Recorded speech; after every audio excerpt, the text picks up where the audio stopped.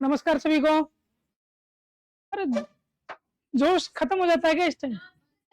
ठीक है, ठीक है, अब ठीक है। मानता हूँ कि क्या नाम है, सुबह से क्लास लगती है तो एनर्जी खत्म होती है, कोई बात नहीं।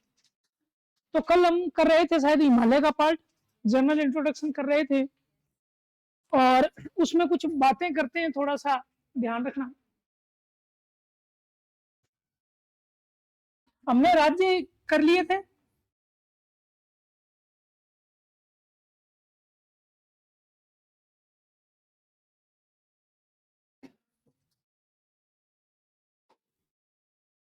अब यहाँ ध्यान देना, ये वाला पार्ट अगर हम बात करें तो यहाँ और यहाँ थोड़ा सा, ये J&K है, यहाँ पर हिमाचल प्रदेश, उत्तराखंड। अब जो ये प्रदेश हो गया, इसमें क्या हो गया, जब हमने बेसिक किया था तो यहाँ से इसको क्या किया, या यहाँ से मान लो ये वाला पार्ट जो है, अब ये वाला पार्ट आता है पीओके के अंदर, ये वाला पार्ट आता है पीओके के अंदर। यहाँ पर सीमा लगती है किसकी, अफगानिस्तान की। चाइना स्टार्ट हो जाता है, लेकिन जो ये वाला पार्ट है ये पीओके के अंदर होने के कारण हम जो इसकी सीमा मानते हैं वो कहाँ से मानते हैं, लद्दाख से। और लद्दाख क्या हो गया, यूटी, हिमाचल, उत्तराखंड, उसके बाद सिक्किम और अरुणाचल प्रदेश, ये राज्य इनके साथ सीमा लगता है। अब यहाँ पर ये फैक्ट हमने कल कर लिया था, इसकी यहां से एक नामचा वरवा पर्वत है, एटलस है आपके पास, एटलस खोल के रखना, नामचा फिजिकल, इंडिया का फिजिकल मैप निकाल लो। अगर किसी के पास नहीं है तो मैंने इसको 2 एटलस दिए, एक ले सकता है, नहीं है तो यहाँ से एक ले लो, दे देना, बाद में दे देना भाई मेरे को। ये मेरा क्या है कि बहुत ही रेयर कलेक्शन है दोनों।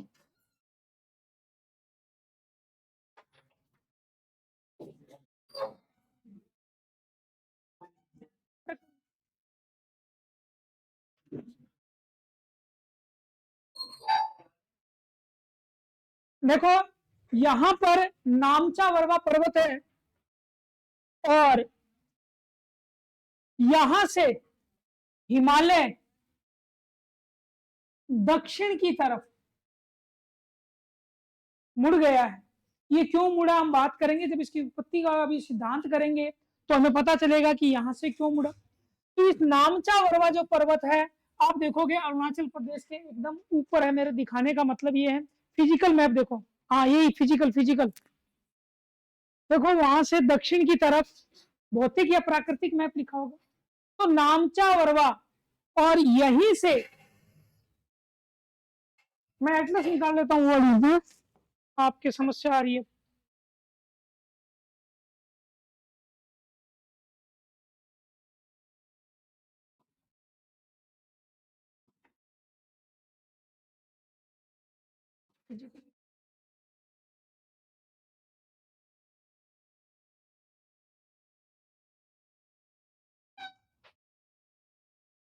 ये देखना, ये फिजिकल रीजन है, ये हिमालय दिख रहा है,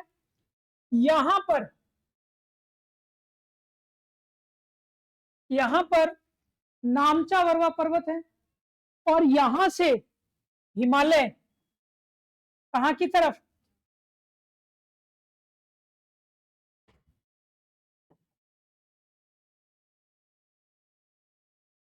दक्षिण की तरफ।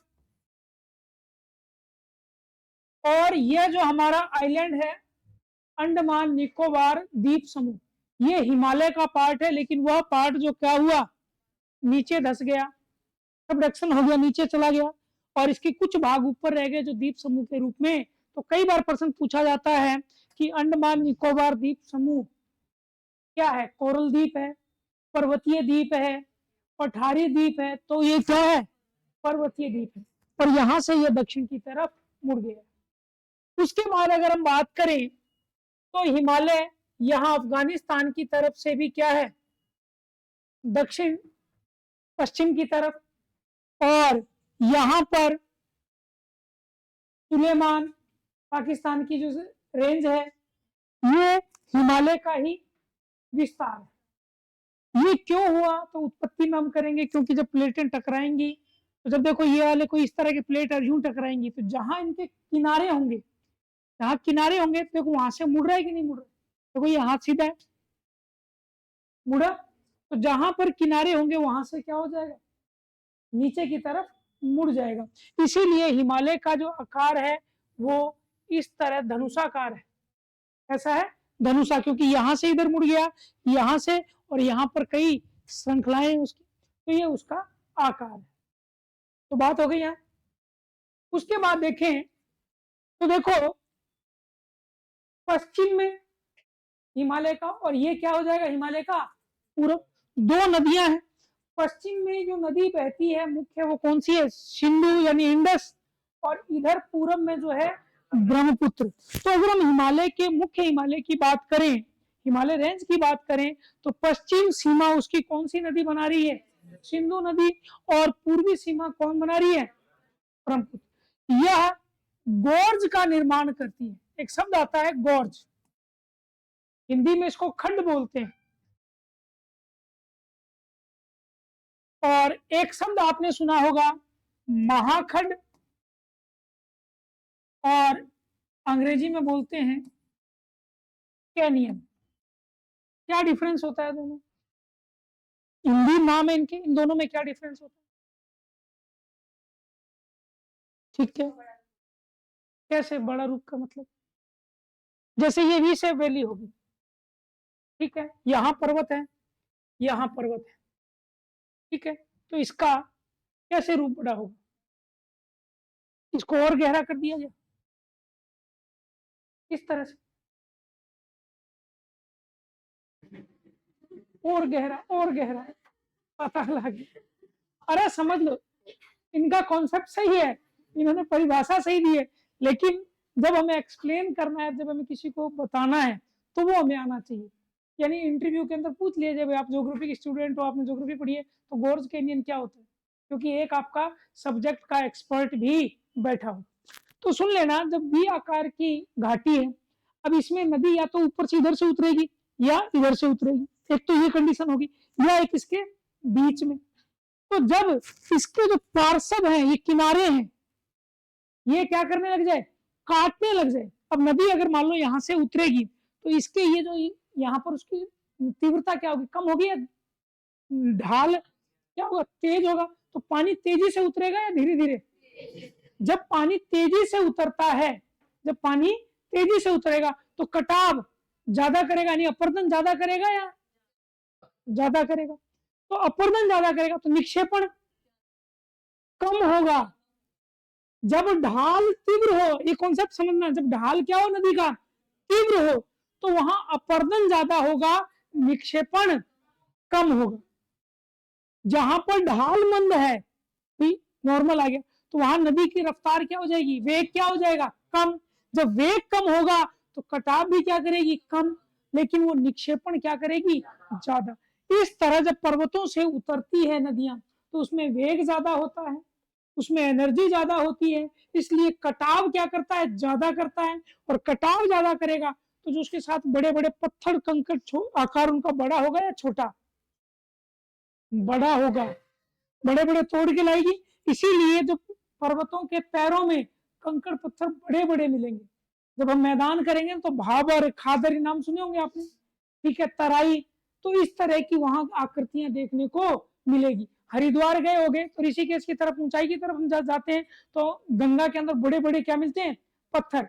और ऋषिकेश से या मान लो गंगा, हरिद्वार से जब हम इधर जाते हैं तो बंगाल की तरफ, तो धीरे धीरे उनमें क्या हो जाएगा, कण महीन होते जाते।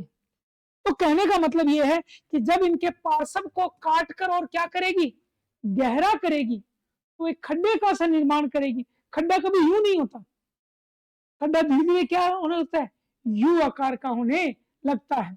तो उसके पार्श्व यानी किनारों पर नदी क्या करेगी, कटाव करेगी, चाहे इधर से आए और चाहे इधर से, तो वो धीरे धीरे क्या हो जाएगा, बड़ा हो जाएगा। तो उसको हमने ज्योग्राफिकल टर्म में क्या कहा, गोर्ज का। और जब ये क्या हो जाए, अंदर से और उसको गहरा कर दे, यानी मान लो यहां पर इसको पहले काटा तो धीरे धीरे इसमें क्या होगा, खड्डा होगा, और पानी जब जाएगा तो और घूमेगा, तो वो धीरे धीरे और क्या हो जाएगा, गहरा, वो और ज्यादा चौड़ा हो जाएगा नीचे से। तो जब और ज्यादा चौड़ा और ज्यादा गहरा हो जाएगा तो उसी को हम क्या कहते हैं, कैनियन। और उसको हमने हिंदी में क्या कह दिया, महाखड्ड कह दिया। ऐसी बहुत सारी नदियां हैं जो गोर्ज और क्या बनाती है, कैनियन। तो सिंधु नदी भी क्या बनाती है, गोर्ज। और यहाँ पर ब्रह्मपुत्र नदी भी क्या बनाती है, गोर्ज। और आने वाले समय में हो सकता है कि ये गोर्ज किसका रूप ले ले, कैनियन का, क्योंकि नदी हमेशा क्या कर रही है, कटाव। तो आने वाले कुछ वर्षों में हम गोर्ज की जगह क्या पढ़ने लग जाएं, कैनियन पढ़ने लग जाए। तो इसके पश्चिम में जो खड्डा है वो कौन सा है, सिंधु गोर्ज का। और पूरब में कौन सा है, ब्रह्मपुत्र का है। एक डिपॉजिट, निक्षेपण, जमा करना, डिपॉजिट करना। उसके बाद यहां पर एक और टर्मिनोलॉजी आएगी, वो ये आएगी कि हिमालय की लंबाई। कुछ किताबों में 2400 किलोमीटर और कुछ किताबों में 2500 किलोमीटर। खुद एनसीईआरटी में अलग अलग डाटा है, तो हम किसको फॉलो करें। दोनों आ जाए तो समस्या है, नहीं तो हमें फॉलो करना है किसको, 2500। कारण बताता हूं उसके पीछे, ये मेरा लॉजिक है, हो सकता है गलत भी हो और सही भी हो। लॉजिक ये है कि मैदानों की लंबाई भी कितनी बताई जाती है, 2400, जबकि मैदान हिमालय से क्या है, छोटे हैं। भाई इधर देखोगे, अगर हम बात करें पूर्वोत्तर की, तो मैदान तो यहीं तक है ना, तो ये वाला एरिया कट गया। और इधर अगर हम पश्चिम की तरफ बात करें तो मरुस्थल वाला, डेजर्ट वाला, वो वाला एरिया कट गया। तो लगभग 101 किलोमीटर हम कर सकते हैं। तो इस आधार पर दोनों एक जैसे नहीं हो सकते। लेकिन हमारे साथ विडंबना है कि हमारी बुक में ये भी दिया हुआ है, ये भी दिया हुआ है, तो मानना आपको पड़ेगा। मैं यहाँ आपको क्या लिखा रहा हूँ, 2500 लिखवाऊंगा। कितना लिखवाऊंगा, 2500। अब कोई ये कह दे कि सर मैं तो 2400 मानूंगा, तो स्वतंत्र हो, मान सकते। अब वो है आपके पास, समझदार हो, आर्टिकल 19 तो याद हो गया आपको, ठीक है। तो वो आप, और आप किसी से जिद भी करोगे तो आप अपनी एनर्जी और अपना जो एकाग्रता है उसको कहीं ना कहीं बाधित करो। किताब बोलोगे, किताब में मिल जाएगी, जहां बोलोगे वहां डाटा दे दूंगा। तो यहाँ उलझना नहीं है, हमें आंकड़ों के खेल में नहीं उलझना। नहीं तो बता देता हूँ, माउंट एवरेस्ट की ऊंचाई कितनी है, 8800, है ना। मीटर करूं या किलोमीटर, हाँ ये ध्यान रखना। और कई किताबों में 8800। तो ये दो का हमेशा लफड़ा रहता है। जैसे राजस्थान के अंदर 1722 और 1727। तो ये किताबें अपने आप, अब किसी से तर्क पूछो तो वो जी 5 मीटर का मंदिर है। यहाँ पर जब सरकारों से पूछा तो जी ग्लेशियर जम गया 2 मीटर का। तो पूछे जी कम कैसे होगा, तो ग्लेशियर पिघल गया। तो वो अपने आप को एक्स्ट्रा दिखाने के लिए अलग अलग पॉलिसीज लागू होती हैं गवर्नमेंट की, तो यहाँ उस पर नहीं उलझ रहे। तो हमें आंकड़ों के खेल में नहीं उलझना। और कोई ये चाहता है कि जी मैं तो आंकड़ा आंकड़ा खेलूंगा, तो बेशक खेलो, मैंने दोनों बता दिए आपको, आपको जो अच्छा लगे वो करो। तो यहां पर हम क्या याद रखेंगे, 2500 रखेंगे। सेम ऐसा ही क्या आता है, लंबाई और इसकी चौड़ाई में, पश्चिम की तरफ इसकी चौड़ाई और पूर्व की तरफ चौड़ाई क्या है, कम होती जाती है। यहां पर और यहां पर अलग अलग डाटा मिलते। कोई लोग यहाँ पर 400 किलोमीटर से लेकर 160, कुछ 320 से लेकर 240। तो आंकड़े हमें नहीं करने, हमें यह लिखना है कि इसकी पश्चिम की तरफ चौड़ाई क्या है, ज्यादा है, और पूर्व की तरफ चौड़ाई क्या है, कम है। क्यों, क्योंकि जब संपीड़न हुआ और दबाव लगा तो पूर्वी जो हिस्सा था वहां थोड़ा सा निकला हुआ था। जैसे मान लो कि ये भाग ऐसे निकला और ये टकराए, तो ये टकराए, तो देखो ये टकरा रहा है, तो ये भाग में देखो चौड़ाई ज्यादा रह रही है कि नहीं रह रही है। तो ये मान लो ये भाग निकला हुआ ज्यादा और ये टकराएगा, तो ये टकराएगा, तो इस भाग में गैप क्या रह जाएगा, ज्यादा। तो इसलिए ये वाली दूरी क्या है, ज्यादा, और ये वाली क्या है, कम। तो इनके बीच में अगर मलबा पड़ा हुआ है, अवसाद है, तो दबाव किस पर, इधर ज्यादा लगेगा या इधर, पूरब की ओर। तो यहां वाली चीज ज्यादा उठेगी या यहां वाली, ये वाली। तो यहां पर ऊंचे ऊंची चोटियां पाई जाती है। यहां पर सिर्फ एक अपवाद है, K2, सिर्फ एक ही अपवाद है जिसका नाम क्या है, K2। अब हो सकता है कि देखो कोई चीज की फॉर्मेशन हो, सिद्धांत बाद में, क्या यहाँ पर उतना लगा होगा या एक बार बहुत तेजी झटका लगा और फिर नहीं लगा। तो बहुत सारे इस पर रिसर्च चल रही है कि K2 अपवाद क्यों है। तो उस पर अभी पूर्णतः जो एक मत है वैज्ञानिकों का, स्कॉलर्स का, नहीं बना है। तो ये कहेंगे इस भाग पर क्या है, दबाव ज्यादा लगा जिससे ऊंची चोटियां होगी और उनका जो आकार, जो चौड़ाई थी वो क्या होगी, कम होगी। क्या गहन अध्ययन कर रहे हो उस एटलस में, सुन लो जो मैं बता रहा हूँ। अब कईयों को सर कान से सुनते हैं, है ना, सुनते तो कान से, लेकिन कई बार आपने अपने पड़ोसी से या किसी दोस्त से बात की होगी, तो अरे सुनना, हाँ हाँ सुन रहा हूँ, उसका मुंह पकड़ के करते हैं ना, हाँ बात सुन ले। कुछ बातें आंखों से सुनी जाती है जो लंबे समय तक याद रहती है। तो हमें यहाँ आंखों से सुनना है ना, तो यहाँ पर आना है। तो ये बात आगे समझ में, सिर्फ एक अपवाद है। अगर मान लो वो पूछ ले कि जब प्लेट विवर्तन में इससे टक्कर लगी तो पूरब की तरफ ज्यादा ऊंचे, यहाँ पर कौन सा पर्वत अपवाद है, कौन सी चोटी अपवाद है, K2, गोल्डविन आइसक्रीज का नाम। किसी भी पर्वत का नाम, किसी भी चोटी का नाम डिसाइड करने के लिए या तो उस स्थान पर या जिसने उसको खोजा उन्हीं के नाम पर उन चोटियों का नाम रख दिया जाता है। या तो कोई धार्मिक महत्व होगा, या वहां का कोई स्थानीय शब्द होगा, ठीक है, या वहां का क्या है कि किसने व्यक्ति ने उसको खोजा, जैसे माउंट एवरेस्ट, ठीक है, अरावली का नाम पड़ा अरावल क्षेत्र से, तो उनके पीछे का इतिहास रहता है। हमसे वैसे कोई नहीं पूछेगा इसलिए मैं बता भी नहीं रहा, लेकिन इनके नामकरण का एक पैटर्न होता है कि जिसने उसको खोजा, या मान लो कि वहां की जो लोकलाइड है उसके पर क्या कहते हैं, तो उस पर बात होती है। अब यहाँ पर एक और कॉन्सेप्ट लगता है, हिम रेखा, स्नो लाइन। कोई बताएगा हिम रेखा के बारे में, एक ऐसी हाइट जिसके ऊपर क्या है, बर्फ मिले, और जब उस समान हाइट वाले क्षेत्रों को मिलाती हुई एक काल्पनिक रेखा हम बना लेंगे तो उस रेखा को हम क्या कहेंगे, स्नो लाइन। क्या स्नो लाइन की जो स्थिति होती है, लोकेशन होती है, हर जगह एक जैसी होगी, क्यों, देशांतर पर नहीं, नहीं कोई अक्षांशों पर निर्भर नहीं। समदाब रेखा, आइसो बार की बात करते हैं, आपने नाम सुना होगा, आइसो लाइन की बात करते हैं, आइसो हेलाइन, समदाब रेखा, सम चुंबकीय क्षेत्र रेखा, वो एक काल्पनिक रेखा होती है। देखो जब ये डिसाइड होती है तो उसमें याद रखना, जो हाइट, ऊंचाई का फैक्टर होता है उसको नगण्य माना जाता है, उसको नाक के बराबर माना जाता है। इकोनॉमिक्स में भी जब आंकड़े आते हैं तो आप देखते होंगे स्थिर मूल्यों पर परचेज मूल्य आते हैं ना, तो उसके नीचे वो लाइन लिखी होती है। तो उसमें क्या है कि इसमें ऊंचाई के फैक्टर को क्या किया जाता है, हटाया जाता है। तो याद रखना, जब भी आप आइसोबार की डेफिनेशन लिखो, हिम रेखा की बात लिखो, तो वही है, ऐसी काल्पनिक रेखा जिसके ऊपर हिम पाया जाता है, लेकिन इसमें ऊंचाई के फैक्टर को, क्यों, क्योंकि पश्चिम में जो हिम रेखा है उसकी ऊंचाई 5700 के आसपास मिलेगी और पूरब में 4200 के आसपास मिलेगी। ऐसा क्यों, यानी ऐसे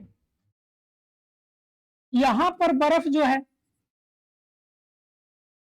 वो ऊंचाई ज्यादा है और यहां पर ऊंचाई कम है, क्यों, ऐसा क्या कारण हुआ है, तो हिमालय की बात।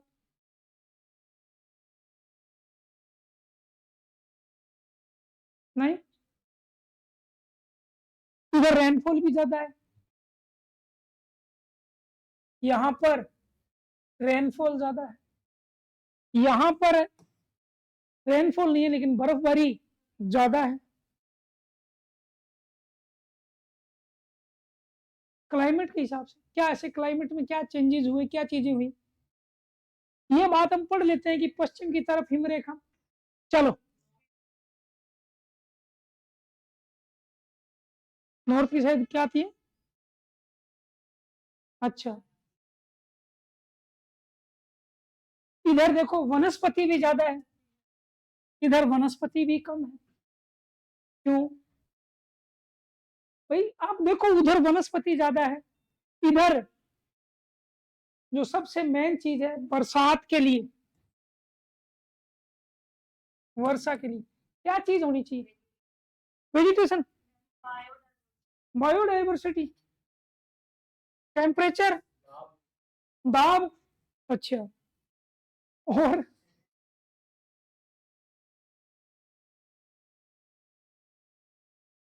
क्यों? हाँ, सुनो, पेड़ देखो, एक जैसे मान लो कि कोई पानी का कोई स्रोत है, जैसे कोई नदी है, कोई सागर है, कोई महासागर है, वहां पर जब सूर्य का प्रकाश गिरेगा, ठीक है, तो वहां पर वाष्पीकरण होगा। हाँ हाँ, ठीक है, वो ऊपर जाएगा, एक तो कंडीशन है। लेकिन पेड़ क्या करते हैं? जो पेड़ वायुमंडल में जल पहुंचाते हैं, उस क्रिया को क्या कहा जाता है? ठीक है, हिंदी में वाष्पोत्सर्जन। तो वाष्पोत्सर्जन क्या है? देखो, पेड़ में भी अगर हम बात करें तो मृदा के अंदर, मिट्टी के अंदर, कोई एग्रीकल्चर का है कैंडिडेट? नहीं? चलो, एक होती है मृदा वायु और एक होती है मृदा जल। मिट्टी के अंदर ये दोनों चीजें होना जरूरी है, इसके बिना मिट्टी क्या हो जाएगी? बंजर हो जाएगी। और हमारे जो पूर्वज है या जो हमारे पेरेंट्स हैं जो एग्रीकल्चर करते हैं, उनको इनका पूर्णतः नॉलेज है। उनको ये नहीं पता कि मृदा जल क्या होता है, लेकिन उनको ये पता है। आपने देखा होगा, पानी लगाते हैं, बत्तर आ गई है ना, कल्टीवेटर से उसको, हाँ, बाना। अब ये चीजें अनुभव से आती हैं, वो है खेतों के अंदर, उनको पता है कि कब बुआई करनी है। और पढ़ा लिखा ज्ञान कई बार एक तरफ रह जाता है। जैसे आज मौसम पलटा, तो मावठ क्यों लेट है? करंट हमें पढ़ना नहीं है, ठीक है। हाँ जी, आलिनो और लालिनो, उससे मावठ पर क्या प्रभाव पड़ता है? चलो छोड़ो, हम टॉपिक पर आते हैं। देखो, आपको शब्दों का तो पता है, ठीक है, लेकिन एक्चुअल अल नीनो लालिनो होती क्या है वो पता नहीं है।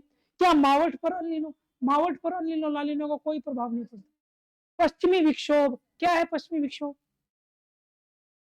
भूमध्य सागर से क्यों उठती है? भूमध्य सागर से। तो देखो, हाँ हाँ, बोलो बोलो, अरे बोलना सीखो, आपके डाउट्स क्लियर करो। देखो, वहां क्या है कि ध्रुवों की तरफ से ठंडी हवाएं चलती है, वायु राशियां, आपने पढ़ा महाद्वीपीय ठंडी वायु राशि ज्योग्राफी में। तो वहां से दो अलग अलग वायु राशियां चलती है। अफ्रीका की तरफ से, अफ्रीका के स्थलीय भाग से चलती है महाद्वीपीय गर्म, और उधर से ध्रुवों से आती है क्या? ठंडी। अब दोनों आकर टकराती है। जब दोनों वायु राशि टकराएंगी तो दोनों की प्रकृति, अब मैं इसको यूं कर रहा हूं, दोनों की प्रकृति क्या होगी? गर्म और ठंडी की अलग होती है। ठंडी वायु राशि भारी होती है और गर्म क्या होती है? हल्की। तो गर्म क्या होगी? ऊपर की तरफ, ऊपर की हल्की, ऊपर मैंने कहा टकराहट होगी तो हल्की चीज कहां जाएगी? ऊपर की। तो ये ऊपर की तरफ जाने लगती है तो नीचे वाली उसको पकड़ती है, कहां जा रही है भाई, रुक। तो जब वो उसको पकड़ने की कोशिश करती है और ये ऊपर तो पकड़ती है, तो ये क्या होती है भाई, आज कोई पकड़ेगा तो ये ऊपर जा रही है तो ये यूं आएगी ना, और ये इसके पीछे कहा जाने नहीं दूंगी, तो ये इसको क्या करता है? चारों ओर से घेर लेता है। तो बीच में गर्म वायु राशि आ गई, तो बीच में जब भी गर्म वायु राशि आएगी तो कि कौन सा प्रेशर बन जाएगा? लो, तापमान के अधिकता के कारण लो प्रेशर। और बाहर क्या है? ठंडी वायु राशि। तो बाहर कौन सा प्रेशर बनेगा, हाई, और हाई से लो की तरफ क्या है, पवन घूमना स्टार्ट करेगी, ये यूं। अब जैसे ही ये घूमना स्टार्ट करी तो सर ये सीधी भी तो जा सकती थी, घूमी क्यों, तो यहां पर लगा कोरोलिसिस इफेक्ट। हाँ, कोरोलिसिस इफेक्ट लगा। और कोरोलिसिस के साथ एक शब्द हमने और सुना होगा, फेरल। क्या कोरोलिसिस और फेरल के नियम में कोई अंतर है, क्या क्या है बताओ, क्या है, कोई कोरोलिसिस इफेक्ट नहीं है, गलत है, आपका कॉन्सेप्ट गलत है। कोरोलिसिस फ्रांस के वैज्ञानिक है, सुन लो, मजा आता है जब लंबी क्लास और ज्ञान का भंडार देने। कोरोलिसिस इफेक्ट पूछता है, देखो ये चक्रवात के साथ आपके टॉपिक में जुड़ेगा कि भूमध्य रेखा पर चक्रवात क्यों कम आते हैं, 5 डिग्री के बाद ही स्टार्ट क्यों होते हैं, उष्ण कटिबंधीय चक्रवात क्या होता है, शीतोष्ण क्या होता है, यहाँ से क्लियर हो जाएगा। और कोरोलिसिस बार बार इफेक्ट करेगा, जब भी साइंस पढ़ोगे या ज्योग्राफी पढ़ोगे आएगा, जैसे फिजिक्स स्टार्ट करोगे ना तो आएगा वहां। तो उन्होंने देखा, वो चढ़े उस टावर पर, फ्रांस में कौन सा टावर है, एफिल टावर। क्या खास बात है उसकी,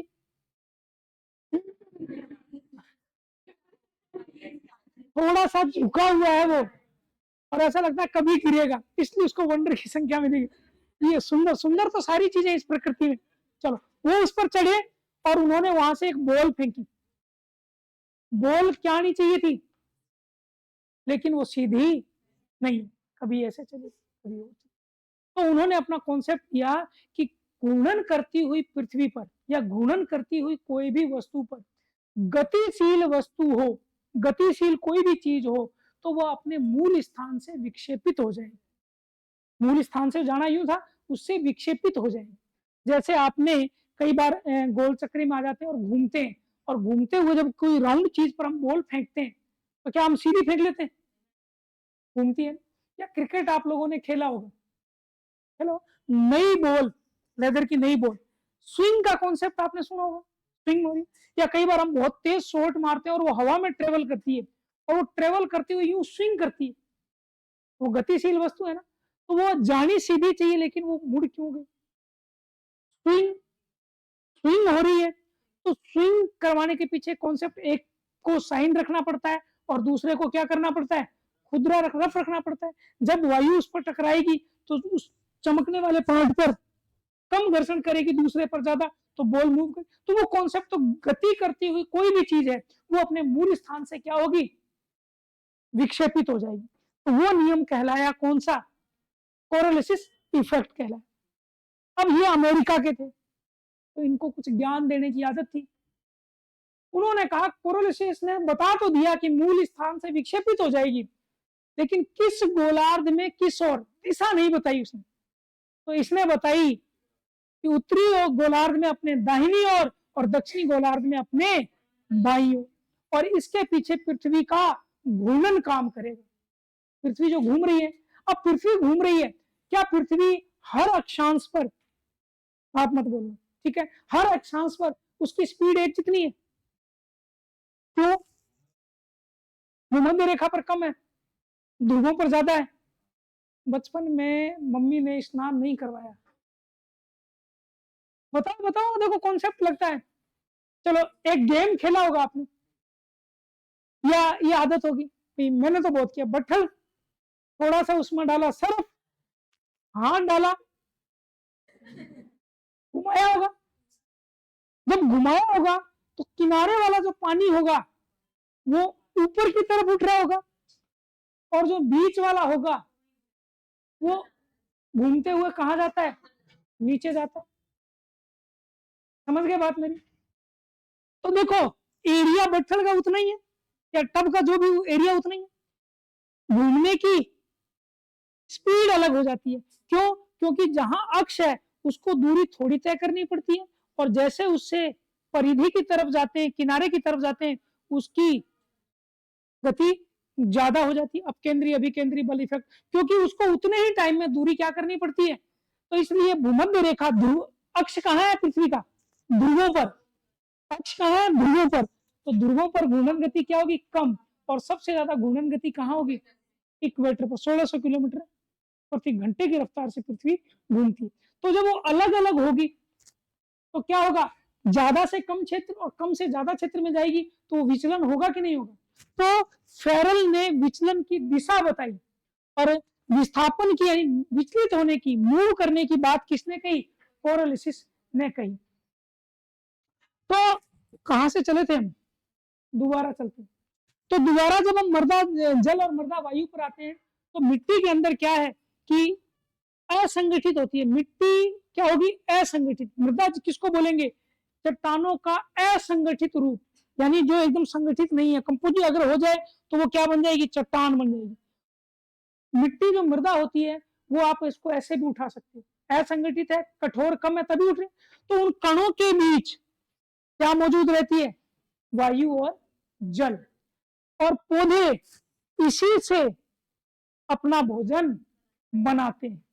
तो जल वहां से लेंगे तो पौधों में क्या चला गया? पानी चला गया। अब पानी चला गया, सूर्य का प्रकाश पड़ा, पत्तों पर पड़ा, फोटोसिंथेसिस हुआ और क्रिया हुई, तो उसमें से क्या होगा? ऊपर जाएगा। जैसे ही उसमें से पानी निकला, किसके रूप में निकलेगा? वाष्प के रूप में। वाष्प के रूप में, और टेम्परेचर कम हुआ, वो संघनन हुआ और वो क्या आ गए? नजदीक आ गए कंडेंसेशन के कारण, और नजदीक आ गए और वो धीरे धीरे जो ड्रॉपलेट्स होते हैं, जल बूंदे, जल सीकर बोलते हैं, जब 19 माइक्रोन से उनका आकार क्या हो जाए? बड़ा हो जाए, 19 माइक्रोन से आकार, तो वो हवा में तैर नहीं सकती और वो फिर गिरना प्रारंभ कर देती है, तो वो बारिश होगी। इसीलिए कहते हैं ज्यादा पेड़ जहां ज्यादा सघन वनस्पति होगी वहां बारिश। तो एक तो कारण हो गया ये। अब ये वाला जब देखते हैं तो ये वाला किस रेखा के नजदीक है? इक्वेटर के, कर्क रेखा के 23.5 डिग्री के नजदीक है। यहां पर सूर्य साल में एक बार क्या है? चमकता है, और ये इससे दूर है। तो जब चमकता है तो यहाँ टेम्परेचर क्या होगा? ज्यादा होगा। जहां टेम्परेचर हो और वनस्पति के कारण क्या हो रही है? बारिश, वहां ह्यूमिडिटी, आर्द्रता क्या होगी? ज्यादा होगी। तो यहाँ आर्द्रता भी क्या है? ज्यादा है। तो आर्द्रता ज्यादा है तो वो जो जल बूंदे होंगी वो ज्यादा ऊंचाई पर मिलेंगी या कम ऊंचाई पर ही मिला? तो कम ऊंचाई पर। तो उसी जल का ठोस रूप क्या कहलाता है? बर्फ। तो यहाँ पर वो जलवाष्प है वो ज्यादा ऊंचाई तक जाती है क्योंकि है ही नहीं, और यहाँ पर आर्द्रता ज्यादा होने के कारण कम ऊंचाई पर ही क्या मिल जाती है? बर्फ। और धरातल से जैसे जैसे ऊंचे पर जाएंगे कितने मीटर पर 1 डिग्री टेम्परेचर कम होगा? 165 मीटर की ऊंचाई पर 1 डिग्री टेम्परेचर क्या हो जाता है? इसको नॉर्मल लैप्स रेट बोलते हैं, तापमान का सामान्य ह्रास दर बोलते हैं। तो 165 और इनकी ऊंचाई तो क्या है? 6 किलोमीटर, यानी 6 किलोमीटर का मतलब 6000 मीटर से ऊपर है। तो देखो टेम्परेचर गिरेगा कि नहीं गिरेगा? और टेम्परेचर गिरेगा तो वो जो वाष्प है पहले किस में आएगी? जल में, और फिर अगर मान लो और गिरा तो किस में हो जाएगी? तो इसलिए आर्द्रता, टेम्परेचर और वनस्पति के कारण, इन कारणों से यहाँ हिमरेखा क्या है? नीचे है। और यहाँ पर इन चीजों का क्या है? अभाव है, इसलिए हिमरेखा क्या है? ऊपर। तो अब जवाब दे सकते हो कि इन कारणों से ये स्थिति बनती है। यहां से जो सबसे मुश्किल प्रश्न बनता है वो बनता है कथन कारण का, स्टेटमेंट। और स्टेटमेंट के जो प्रश्न होते हैं 99% स्टूडेंट को करने में बड़ी समस्या आती है। कथन कारण वाले प्रश्न किस किस को दिक्कत आती है? कथन कारण वाले प्रश्न में एक कोई नहीं, सबको आती है। कारण क्या है इसके पीछे? इसके पीछे 2 रीजन है। कथन कारण वाला प्रश्न वही सही कर सकता है जिसके कॉन्सेप्ट क्या है? अच्छे, पहली बात। दूसरी बात, उसको ये पता होना चाहिए कि दोनों स्टेटमेंट सही है या गलत, तभी होगा। क्योंकि उस स्टेटमेंट को आप क्योंकि से जब जोड़ोगे ना, बिकॉज से, और वो स्टेटमेंट एकदम सटीक बैठे तो वो क्या हो जाएगा? एकदम सही हो जाएगा। मैं अभी थोड़ा सा करवाने के बाद आपको बताऊंगा, और ये अभ्यास से आएगा। सबसे मुश्किल पेपर में जो प्रश्न बनते हैं वो यही बनता है कि जब स्टेटमेंट पूछी जाती है तो स्टेटमेंट जब ही सही होगा, पहले तो हमें ये पता होना चाहिए कि दोनों स्टेटमेंट क्या है, सही है। फिर उनके कॉन्सेप्ट उनके पीछे जो लगे हैं वो हमें पता होना। रटने वाला इस तरह के प्रश्न नहीं कर सकता, और जिस पेपर में स्टेटमेंट के प्रश्न ज्यादा आते हैं वो हमें सबसे ज्यादा मुश्किल लगता है। और पॉलिटिकल साइंस के ज्यादातर प्रश्न या तो कथन कारण में आएंगे या स्टेटमेंट को कंसीडर करवाता है। इसलिए पॉलिटिकल हमें क्या लगती है, मुश्किल लगती है, चाहे आरएस में पेपर आए चाहे आईएएस में। कारण है कि हम उसको उस लेवल से नहीं पढ़ते। ठीक है, तो ये वाली बात आगे लिख लो इसको।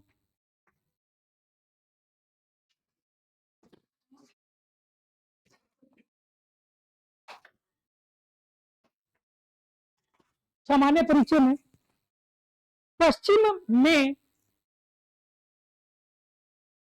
में ब्रैकेट में लिखना, सारे लिख लो इसमें, क्योंकि इसमें शब्द लिखूंगा मैं, कोई दिक्कत नहीं। पश्चिम में ब्रैकेट में लिखना सिंधु गोर्ज, पश्चिम में सिंधु गोर्ज, हाँ वेस्ट होगा, इंडस गोर्ज से पूरब, ईस्ट, ब्रैकेट में ब्रह्मपुत्र गोर्ज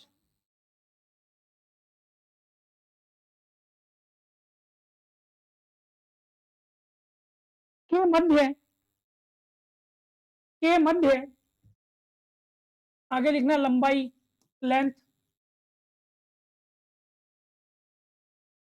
2500 किलोमीटर,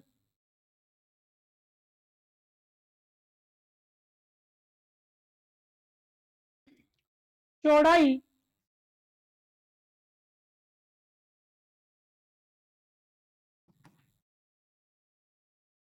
औसत पर बात कर रहा हूं मैं, 240 से 320,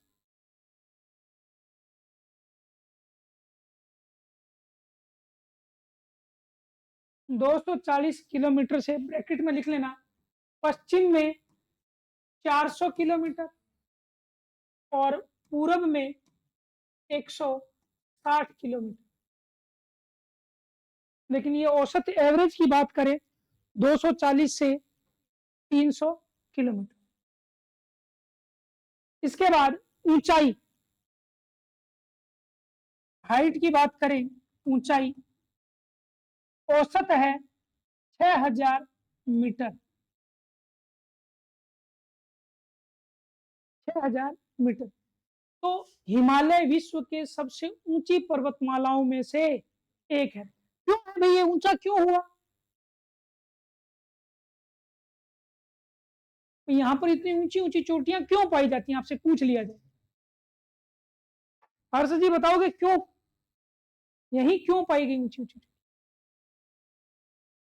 हाँ, जब ज्यादा दबाव पड़ा तो वो चीजें क्या हुई, ज्यादा। और नवीन वलित पर्वत होने के कारण अभी यहाँ पर डेंडुएशन की प्रक्रिया उतनी और पर्वतों के मुकाबले एक्टिव कम है। मतलब वैसे तो है, लेकिन भाई एक मान लो 100 साल पहले बना और एक 20 साल बना, तो इरोजन सबसे ज्यादा कहाँ होगा भाई, उसने ज्यादा देखे। जैसे कहते हैं ना, हमने ज्यादा सावन देखा है, तो मतलब उसकी उम्र क्या है, ज्यादा। तो वो फिर क्या होगा कि उसमें ज्यादा हो गया तो उसकी हाइट कम होगी। तो इसकी अभी होनी चालू हुई, तो आगे हो सकता है भविष्य में हिमालय से ऊंचा कोई और पर्वत आ जाए। ठीक है, फिल्म देखिए 2012 महाविनाश, और उस टाइम हमें कहा था कि हमारी पृथ्वी खत्म होगी। फिल्में नहीं देखते, फिल्में देखा करो, सीखने को बहुत कुछ मिलता है। जब वो फिल्म खत्म होती है ना, उसमें ये प्लेट विवर्तन के सिद्धांत पर है, कैसे सुनामी आई, कैसे यानी पूरी पृथ्वी कैसे खत्म हुई। और उस समय एक प्रयोग चल रहा था, किसी को याद होगा, स्विट्जरलैंड और फ्रांस के बॉर्डर पर एक क्षेत्र है, वहां पर लार्ज हाइड्र कोलाइडर, महाविस्फोट, बिग बैंग की स्थिति, कुछ नहीं पता, कोई नहीं है 90 मॉडल का। चलो 2012 में जन्म तो हो गया था, चलो कोई बात। तो वहां पर जब इस तरह की स्थिति कराई तो कहा कि भाई पृथ्वी क्या होगी, खत्म होगी। और कईयों ने तो अपनी प्रॉपर्टी बेच दी, ऐसा हुआ था। और उन्होंने खूब मस्ती की, जी लो जितना जीना है, ऐसी घटना आई थी और ये रूमर था। ठीक है, तो जब फिल्म खत्म होती है तो वो कहा कि जितने भी पर्वत हैं, जितने भी पर्वत हैं वो डूब गए हैं, खत्म हो गए हैं। ड्रैकेंसवर्ग पर्वत अब दुनिया का सबसे, यानी जब वो प्रलय खत्म हो गया उसके बाद वो बोलता है कि ड्रैकेंसवर्ग पर्वत अब दुनिया का सबसे ऊंचा पर्वत है। तो ड्रैकेंसवर्ग पर्वत है कहाँ? दक्षिण अफ्रीका में ड्रैकेंसवर्ग पर्वत वहां है। और प्लेट विवर्तन सिद्धांत का एकमात्र अपवाद यही पर्वत है। अपवाद है। तो जितने भी प्लेट विवर्तन से टकराहट के कारण बने वो क्या हो गए? नष्ट भ्रष्ट। ये अपवाद था, इसलिए उसको क्या बनाया? ऊंचा। कभी पर्वत करेंगे तो बताएंगे कि ये अपवाद क्यों है, क्योंकि यहाँ कोई प्लेटें मिली नहीं तो टकराहट हुई नहीं, तो वो उस पर बात करेंगे। तो ये ऊंचा इसलिए है, टकराहट के कारण मलबा क्या है? ऊपर। और आज भी इनकी प्लेटों के बीच में क्या हो रही है? दबाव पड़ रहा है और अभी भी शिवालिक ऊंचा उठ रहा है। हो सकता है आने वाले टाइम में शिवालिक महान हिमालय से क्या हो जाए? ऊंचा हो जाए। आने वाले टाइम में क्या हो अभी उसके बारे में नहीं पता। तो इसकी औसत ऊंचाई कितनी है? 6000 मीटर से ऊपर है। उसके बाद इसका कुल क्षेत्रफल, हिमालय का कुल क्षेत्रफल की बात करें भारत में तो कितना है? 5 लाख किलोमीटर, वर्ग किलोमीटर। याद रखना ये यूनिट। वर्ग क्यों लगाया सबको पता होगा। एरिया की क्षेत्रफल जब काउंट करते हैं तो हमेशा किस में आएगा? स्क्वायर में आएगा। और जब वॉल्यूम ज्ञात करते हैं तो क्यूब में आएगा। चलो ठीक है, तो ये डाटा क्लियर हो गया। अब ये डाटा हो सकता है कि आपको जो किताब पढ़ रहे हो या हो सकता है जो आपको किताब दी गई हो उसमें अलग अलग मिले, तो कंफ्यूज मत होना। अगर वो याद करना चाहते हो तो वो कर लेना, और ये याद करना चाहते हो तो ये कर लेना। दोनों कभी नहीं आएंगे। अगर दोनों आए तो वो किस में हो जाएगा? विवादास्पद पर्सन में चला जाए। उसके बाद अगली लाइन में लिखो, हिमालय की चौड़ाई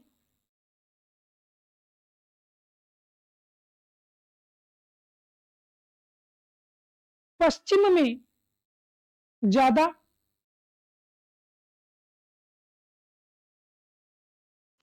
परंतु पूर्व में कम।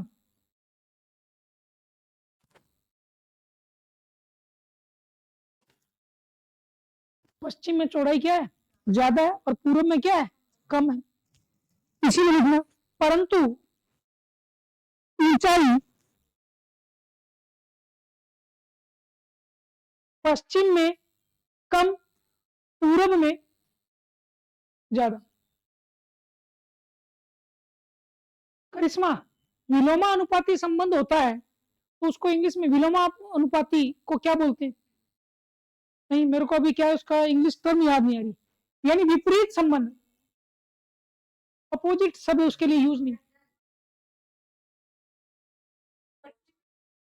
नहीं, वो नहीं है, ज्योग्राफी में उसके लिए टर्म अलग। चलो कल बता दूंगा। विलोमानुपाती का मतलब ये होता है हिंदी में, आप वैसे समझ लो कि मान लो कि ये कोई दो साइड है, ठीक है, उसका साइन भी ये होता है।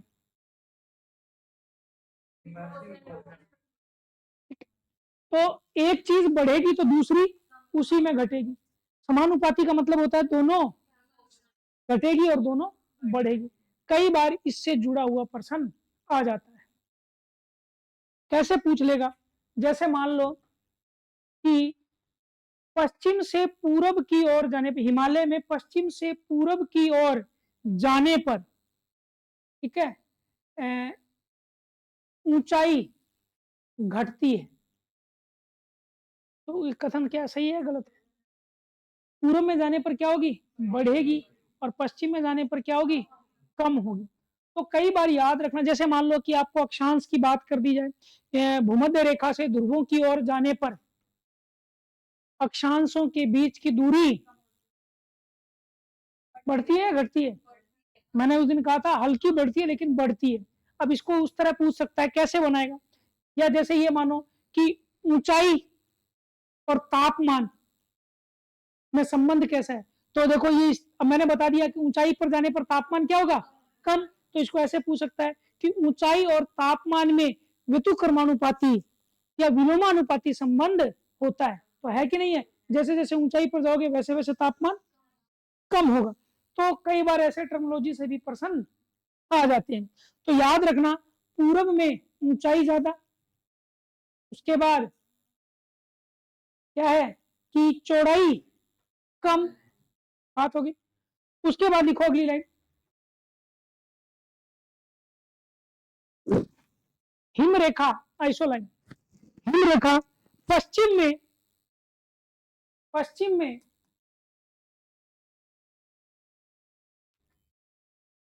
5705,700 मीटर और पूरब में 4200 मीटर। हिमरेखा पश्चिम में 5700 मीटर और पूरब में 4200 मीटर। क्यों? तो ब्रैकेट में लिख लो, हमें पता होना चाहिए। पहला, कर्क रेखा से समीपता, लाइन ऑफ कैंसर से नजदीक है, कॉमा ह्यूमिडिटी आर्द्रता, कॉमा वनस्पति।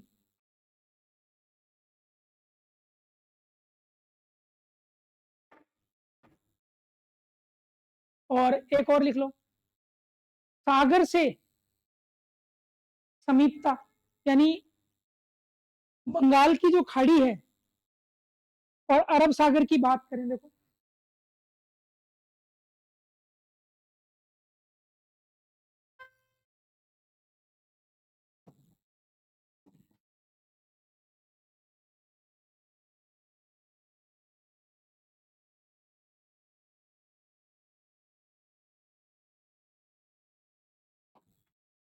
देखो यहां पर हिमालय कहाँ है, यहां, और अरब सागर ये मान लो, ये दूरी। यहां पर हिमालय कहाँ है, यहां, बे ऑफ बंगाल। तो आसानी से उसको क्या मिल जाता है, आर्द्रता मिल जाती है कि नहीं मिल जाती। तो इस कारण भी तो यहां पर सागर की, बस छोड़ रहा हूँ सभी, समीपता और यहाँ पर दूरी, तो बात समझ में आ गई। इस कारण से कई बार ये आपसे स्टेटमेंट में या रीजन में पूछ सकता है।